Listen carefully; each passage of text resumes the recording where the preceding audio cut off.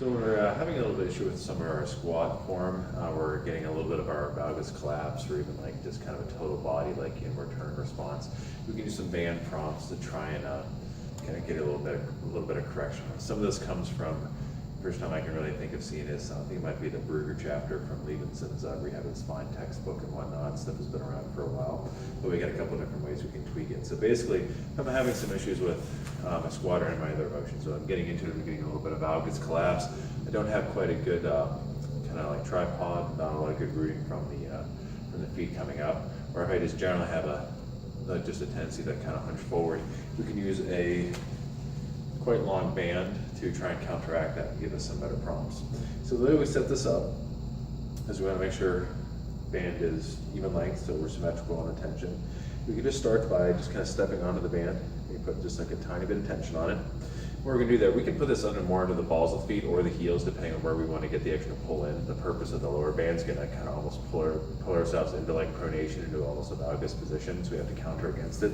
So we can put it either across more balls of the feet, or we go like a little more midfoot, or like a little more heel, depending on what we want to get out of it.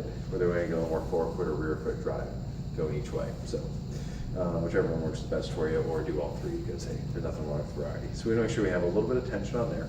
So from there, we're going to cross the bands over behind the legs.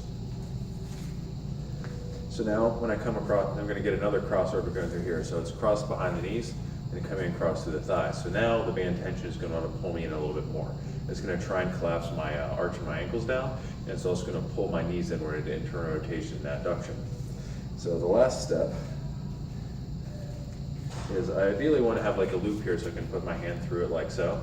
That'll facilitate a little bit of the extra wrist extension. If the band's not too hard and broad enough, you can actually get into the fingers and the thumb a little bit to get a little extra radiation. So basically, as we set up into this, this band is going to try and pull my upper extremity and my lower extremity into kind of internal rotation, adduction on both sides. And it's going to also try and collapse my arches in a little bit. So both my hands and my feet will be pronating. So to get out of this, we're going to both think of like supinating the feet and the wrist and forearm simultaneously to get an overall like outward spiral, kind of like external twist spiral response. So we're building up the arch, we're kind of firing a little bit of external rotators in the hip, and we're also getting like a little bit of external rotators and abductors through our shoulder girdle and scapular girdle too.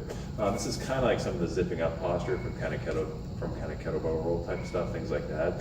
In addition to a lot of the principles of kind of the Yanda method and a lot of the other stuff from kind of like more the old school neuro things. So basically, if we're going to go into a squat pattern, we kind of counteract the band. Then we can go into our squat, whatever depth is accessible for us as we go up and down.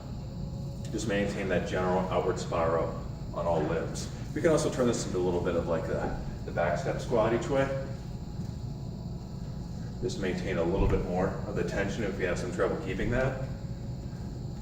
Just a little more front view, up and down. So basically, band's trying to pull everything inward like so. We have to resist against it. So it gives us a nice full body prompt in order to get rid of some of our major form faults.